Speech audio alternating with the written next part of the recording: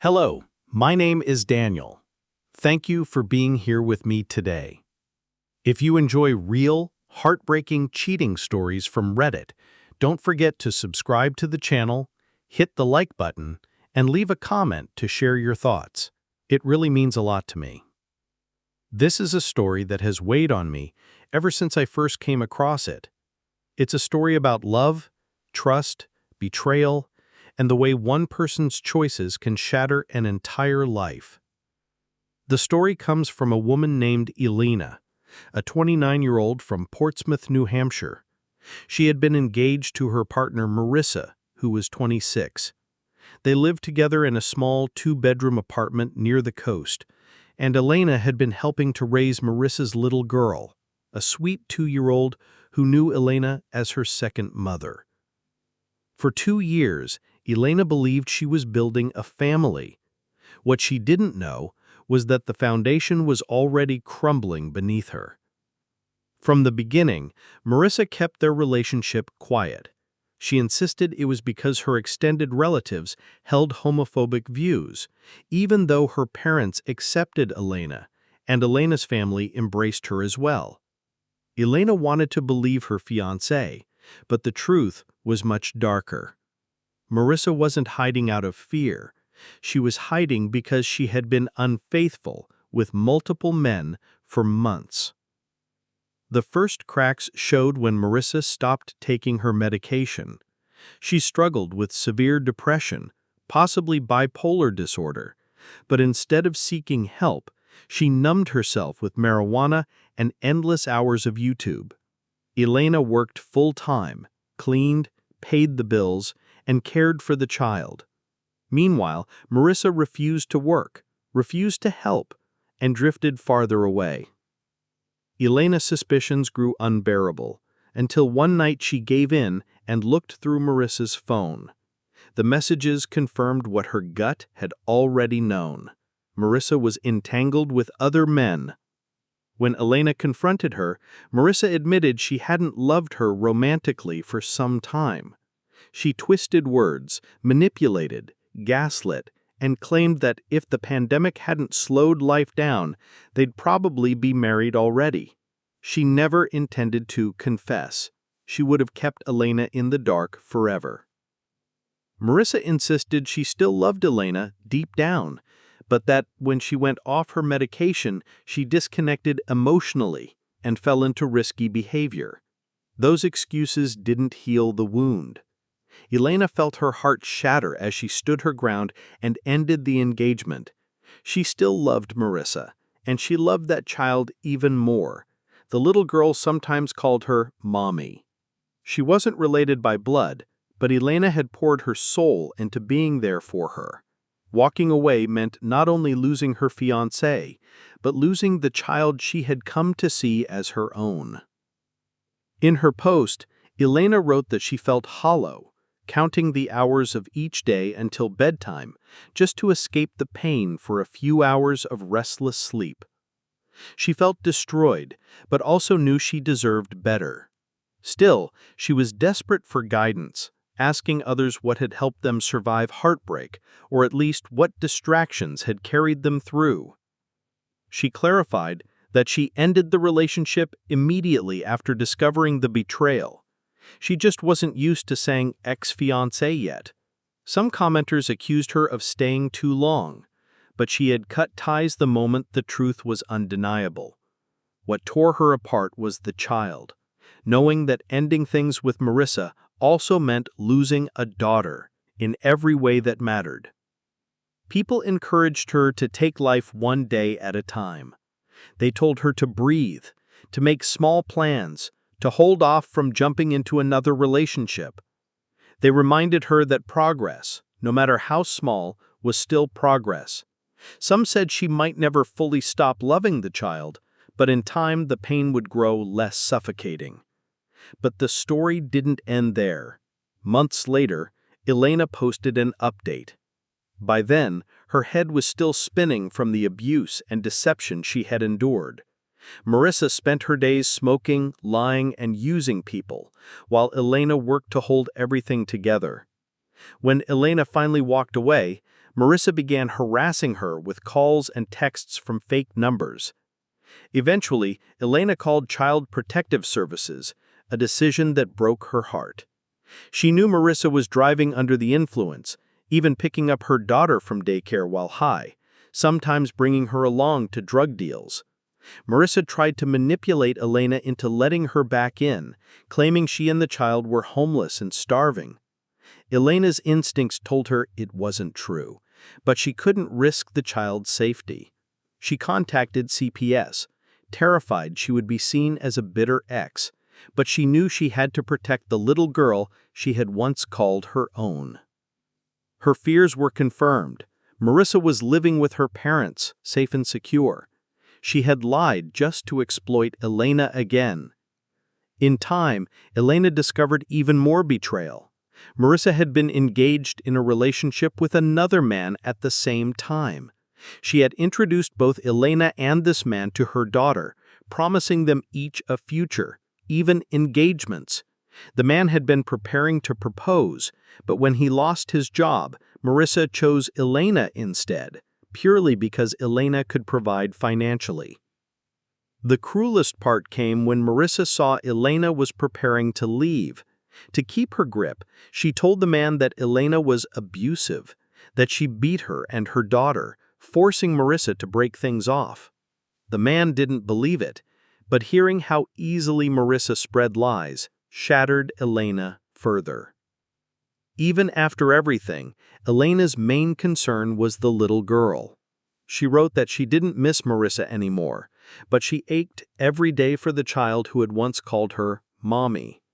She hoped CPS would keep her safe. She prayed that the girl would have a chance at a better life than the chaos her mother created. She wrote that she still hopes Marissa eventually gets help. As much as she resents the pain, she wants the little girl to have a good life. That's what keeps breaking her, missing the child. She doesn't miss Marissa anymore, not at all. But the loss of that innocent 2-year-old feels like a knife in her chest every single day. Now that Child Protective Services are involved, Elena admitted she doesn't really understand how the process works. She asked people online whether CPS tries to place a child with a safe family member or whether the system immediately moves toward foster care. Her fear was that the girl might end up bounced around to strangers, when all she wanted was for her to be safe, cared for, and loved.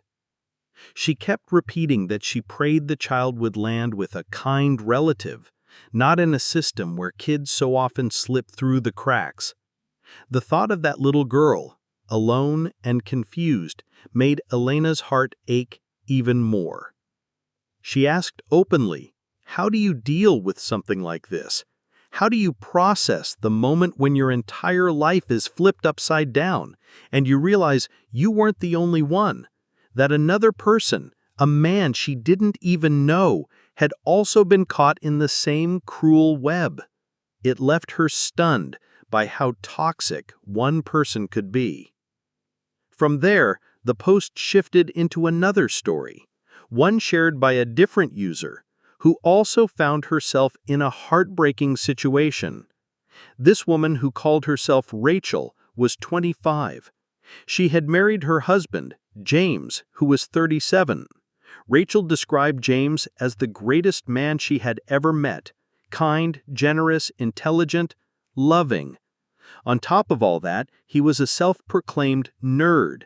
His silly jokes were her favorite thing about him, even if they stemmed from a lifetime of being bullied and never quite fitting in. His lack of social confidence sometimes made him a follower rather than a leader, but Rachel never minded. She believed those traits were important to understanding what came next. When Rachel first met James, she was battling a hidden addiction to prescription medication. It had begun during her years at a highly competitive university, and by the time she started dating James, it was nearly impossible to hide. James encouraged her to seek help, but, ashamed, Rachel lied. She told him she was already getting professional treatment and making progress. The truth was, she was trying to go cold turkey, shoving her emotions down, pretending she could fix it on her own. She would later admit that this was a terrible strategy. Around this time, James introduced her to his old childhood friend, Adrian, a Catholic priest. Adrian had come to stay with James temporarily in their apartment. Both James and Adrian came from a deeply religious European background, where their families were involved in a conservative church movement. James idolized Adrian, describing him as the confident, charismatic one he had always looked up to. Because of that, James believed Adrian might be able to guide Rachel through her struggles. Rachel agreed to meet Adrian privately. Over the course of a week, she saw him 4 times, always while James was out. At first, Adrian seemed helpful, sympathetic even. Rachel, weighed down by guilt over lying to James, ended up confessing the truth about her addiction. But things quickly took a sinister turn. By their 4th meeting, Adrian's mask slipped completely. He asked Rachel intimate questions about her relationship with James, questions that had nothing to do with recovery. When she admitted they hadn't gone far physically, he mocked James, saying he had always been awkward with women. Then he leaned closer, telling Rachel she was wasting the gift God had given her, her sexuality. According to him, if she used it correctly, her emptiness would vanish. Rachel's stomach turned. She could never forget his exact words. God made you attractive to please men. Isn't it wrong not to use that gift the way it was intended? In that moment, panic and disgust crashed over her. When she rejected him outright, Adrian's demeanor shifted to cold hostility. He threatened to expose her lies about treatment to James unless she gave in to him sexually. Rachel ran straight to James, confessing everything, her deception about treatment, and Adrian's manipulation. To her relief, James believed her. He cut ties immediately and reported Adrian to his home diocese overseas. The result was Adrian being placed on indefinite leave, which Rachel said was essentially the church's way of firing him without saying the word. 2.5 years passed. Rachel sought real professional help, overcame her addiction, and she and James married. They were now expecting a child.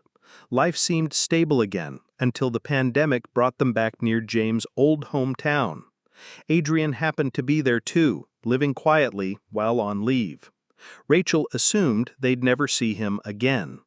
But one evening, James casually mentioned he was looking forward to playing soccer with Adrian and his brothers once summer arrived and the baby was born. Rachel froze.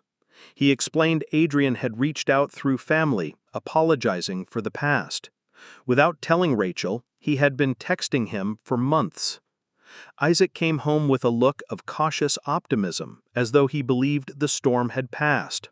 He told me that Aaron had reached out, offering a heartfelt apology and asking for forgiveness. According to Isaac, Aaron was relieved, almost joyful, that his actions had not damaged our marriage beyond repair. He even spoke about looking forward to being present at our daughter's baptism, as though nothing had happened. Isaac's reasoning, the part that made my chest ache, was simple in his eyes. He said everyone deserved a second chance, that Aaron had been humbled enough to apologize, and that moving forward together would show grace. But all I could feel was anger. No matter how Isaac tried to frame it, no matter how Aaron tried to present himself as repentant, the truth was burned into me. This man cornered me in one of my weakest moments, manipulated me, and tried to use faith as a weapon against me. He had no place near my child, no place near me. The thought of him standing in the church during my daughter's baptism made my skin crawl. If there was ever a man who should not wrap himself in religion's cloth, it was Aaron. Isaac's words left me torn. I had also benefited from his second chance philosophy before, and part of me felt hypocritical. But this was different. The danger, the betrayal, the way Aaron tried to twist everything sacred into leverage, it was too much. Isaac, though sheepish as he explained, carried the kind of tone that told me he believed I'd eventually get over it. The assumption cut deep. Did he not understand the violation I endured? Did he not see that this wasn't just about forgiveness, but about safety and dignity? I found myself whispering the question aloud when I was alone. What do I even do here? Can I forbid this man from ever coming near my child? My heart screamed, yes. The truth was simple, even if my husband could not bring himself to see it. Aaron didn't just cross a boundary, he tried to shatter it. His betrayal wasn't only against me, but also against Isaac. For Isaac to think that an apology was enough felt like a second wound. Later, when I shared some of this in an anonymous forum, the responses came flooding in. One commenter wrote, "Hell no, this man doesn't deserve to be near you or your baby. What he did wasn't a mistake, it was blackmail cloaked in faith. Your husband should be standing by you, not entertaining Aaron's return." Another voice added a perspective I hadn't even considered at first. Why did Aaron only apologize to your husband? Not to you, the one he tried to exploit. That alone is a red flag. Forgiveness can exist without re-entry into your life. Protect yourself. The words stung because they were true. Isaac had accepted Aaron's apology so quickly, as though the offense had been his to forgive. But I had received no apology, no acknowledgement, no remorse directed toward me. That silence said more than any words could. Another commenter was blunt. Some things are not forgivable. Some people are too dangerous to let back in. He already showed you what he's capable of. Don't give him another chance. I read these words over and over, letting them sink into me like a painful kind of comfort. Strangers could see what my husband couldn't, or maybe wouldn't. And the saddest part was that I was starting to fear Isaac as much as Aaron, not because of cruelty, but because of his blind willingness to forgive. It left me feeling unprotected, unseen, and frighteningly alone. Another comment urged action. If your husband won't stand firm, you might need to. Consider a restraining order.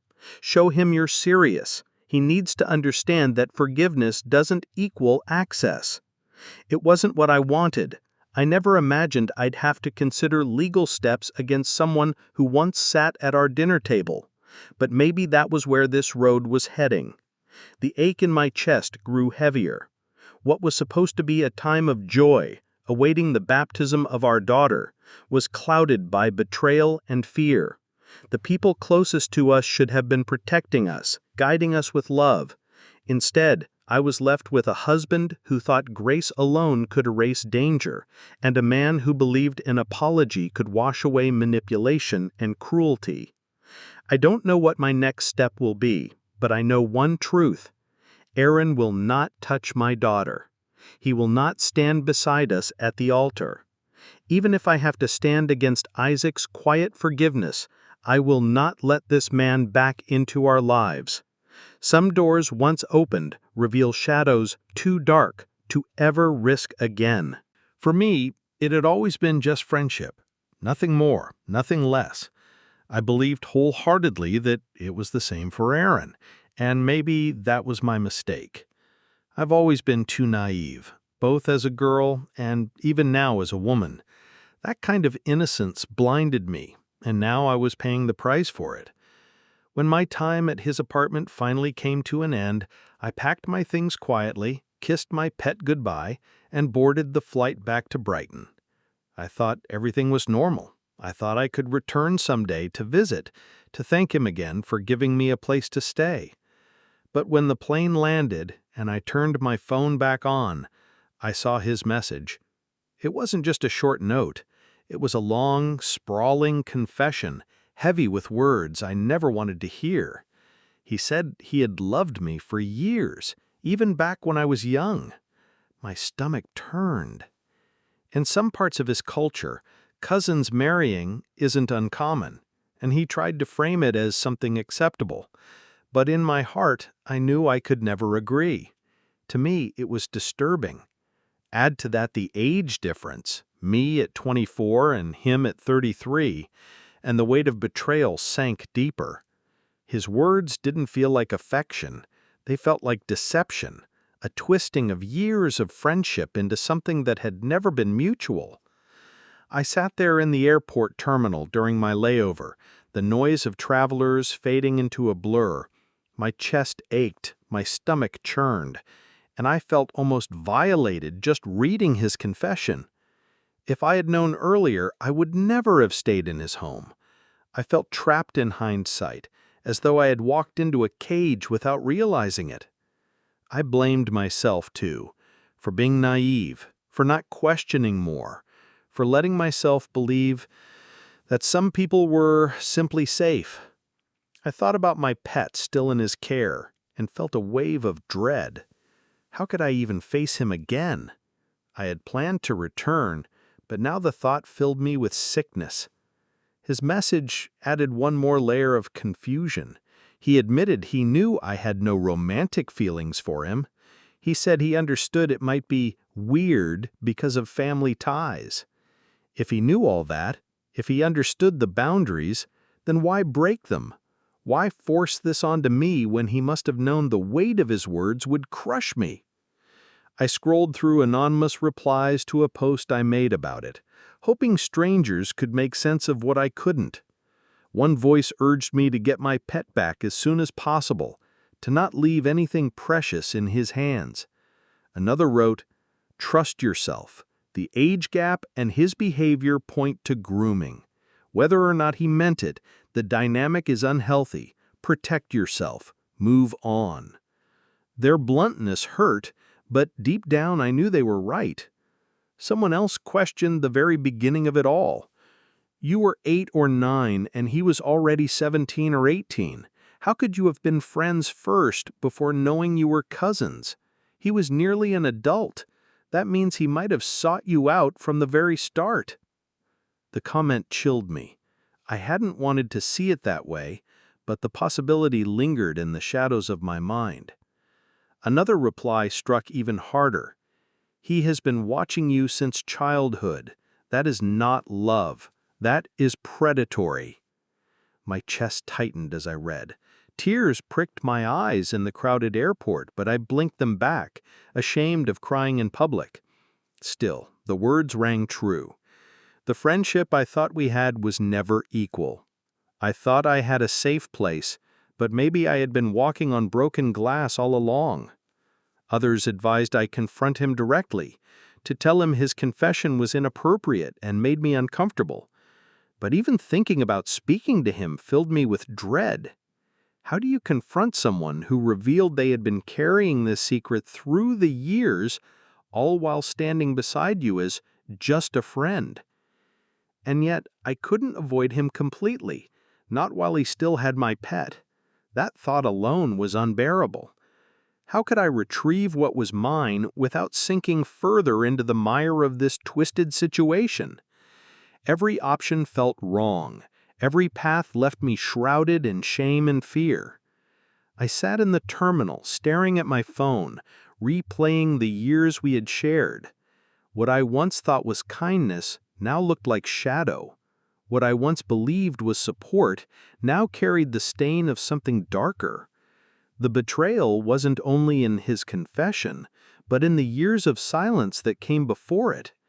And I couldn't stop asking myself, had I ever really known him at all? Evelyn sat quietly in her small apartment in Cedarbrook, staring at her phone screen where messages from strangers flickered past. She was 26, too young to feel this kind of weariness, yet the weight of her boyfriend Dylan's obsession with Amway pressed down on her chest every day. She had tried reasoning, tried setting boundaries, tried making him promise that their relationship would not be swallowed whole by this strange world his parents had pushed him into. Nothing seemed to reach him. Friends offered their sympathy, though their words carried more sorrow than hope. One told her that if Dylan loved her enough, she should be there when the whole thing collapsed, but she should also prepare herself for the fallout. Another bluntly said she needed to accept she might lose him, because the grip of that world was stronger than she realized. Someone else suggested setting a firm rule: no more conversations about Amway, No more sales pitches invading their time together. She thought about it, but deep down she knew he wouldn't respect that. He was already too far gone. Late at night, she scrolled through her social media feed, watching people she once admired now posting endless promotions, desperate sales videos, and hollow affirmations about empowerment. She saw people her age working tirelessly for scraps, celebrating tiny paychecks as if they were victories, never realizing how little they were gaining compared to what they give away.